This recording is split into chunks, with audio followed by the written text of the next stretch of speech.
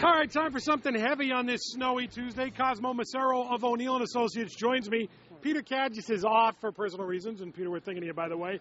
Michael Graham's supposed to be here from 96.9. You know, that commute in from Metro West in these blizzard conditions, it's tough. It's a tough commute in from Metro West. He says 128's terrible. It's like, brutal. where you been, Graham? Blizzard conditions. What is it about people from the South that can't handle a half an inch of snow on the roads?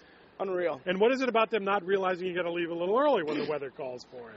He's having a tough commute. So he's not standing next to us, so that means you're going to have to do double duty. There must be at least 3/4 inch of snow on the ground. I know, it's really tough, Graham. I'm sorry you couldn't make it in. Nonetheless, let's start with this. You saw the debate last night in South Carolina. Mitt Romney, obviously, everyone trying to get at him because this thing's almost over.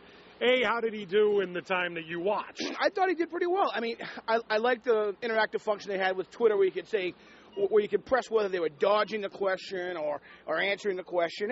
And I think Mitt dodged effectively more than he probably answered. Some of the other candidates all over the place. Rick Santorum, Ron Paul, they are nowhere in terms of how they did last night as far as I'm concerned. But I think Mitt did what he sort of had to do.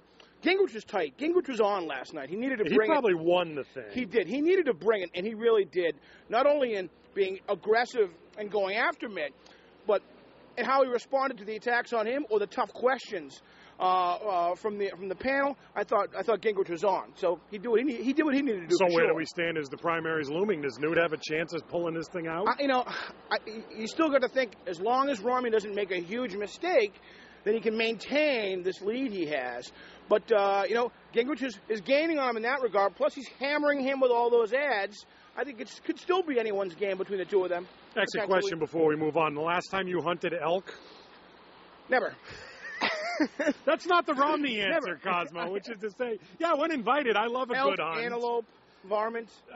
Should Mitt Romney never answer another hunting question? Just act like it wasn't asked and then move on? Yeah, it's a big part of American culture. I respect and support that, and I don't get out there very often. That would have been fine. He did not say that, of course. He said he was hunting elk. So we don't know if he got any, by the way. Didn't bag one. Well, actually, like the dog, put the elk on the roof of the Romney. Then it would make sense. Yeah. All right, let's talk from the presidency to the U.S. Senate now, because Elizabeth Warren and Scott Brown have been going back and forth on this, and I want to get your take on this. They want to form, or at least this is Elizabeth Warren's idea, some sort of enforceable agreement between the two of them to keep outside ads from entering into this race. One, Cosmo, is this a good idea? No, for neither candidate, it's not a good idea because they both have the ability to raise lots of money from their own campaigns to stay competitive. So that outside influence, both sides have super PACs that are going to be active. So I don't think it's a good idea. Yeah, let the super PACs duel it out, and meanwhile the papers and the TV make some money. There's no shortage of super PAC money on Warren's side. So I don't think it's a good idea strategically. Now, too, what about this enforceable agreement? How would you enforce that? So the Supreme Court says, for better or worse, and it has been very controversial, hey, look, corporate entities, you can't abridge their free speech to be involved in campaigns. Okay, so the Supreme Court says that. Elizabeth Warren says, yeah, but I can, or but I want to, or we can together. I would be surprised if Brown agrees to that, but you never know. I just think, and how do you enforce he can agree to it because you're not going to keep this money out anyway. How does anyone but the FCC enforce any of that, or the they can try and force us to agree to not accept this sort of stuff, but forget it. Times are tough. I mean, those ads are independent of your campaign, so I don't know how you enforce Brown that. said it's sort of illegal for them to get that involved. Yeah, so I don't see it. I don't see how it works. This campaign's getting nasty, whether they like it or not, and I think they like it anyway. So, and is it safe to say Elizabeth Warren didn't provide the intellectual foundation for that Supreme Court ruling? That's right. That's right. I mean, she, look. Negative campaigning is not unique to Republicans by any stretch. So that's what it's like in a tough one-on-one battle in American politics. Quickly, Sean Belad announcing today that he is indeed getting in a run again for Congress, going to be going up against Joe Kennedy III.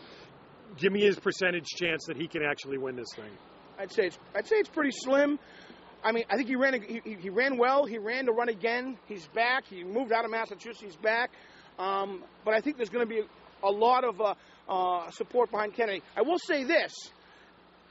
For however much support Kennedy draws on the Democratic side, he will draw a ton of outside Republican money, outside Massachusetts. That could be Belad's biggest asset with regard to running against Kennedy. The money it draws. He better hope Joe Kennedy III has some Caroline Kennedy, the politician, in him. That's his only way. That's true. Quickly, I got 30 seconds left. Story out of Washington, D.C. Burger King going to test run delivery. Be a $2 charge. You can't get beverages, but they will deliver Burger King food to your house. My question for you is this, Cosmo, as a big guy like myself who has enjoyed Burger King over the years, do you ever envision a scenario where you're like, honey, what do you say we do Burger King delivery? I mean, isn't it an option of convenience and last resort when you're driving? So you're in your house, you can order pretty much anything. You're going to pull the trigger on a Whopper? I don't think so. I don't see it happening. I don't believe for a second that you won't use this if it's provided. You talk a good game, but I know you're like, those chicken tenders with the curly fries, are they still making those? Pizza, Chinese I food, know, but barbecue. For the game Saturday or Sunday, I mean, forget it. BK, if you have a party for the game Sunday, they're telling me we got to wrap. People come in. Two big guys talking Burger King delivery, and they're wrapping and us. You're serving BK? I'm walking out. I'm like, this is the party? Goodbye. Cosmo Macero of Onion Associates. He made it on time, Bob Ward, unlike Michael Graham. Yeah.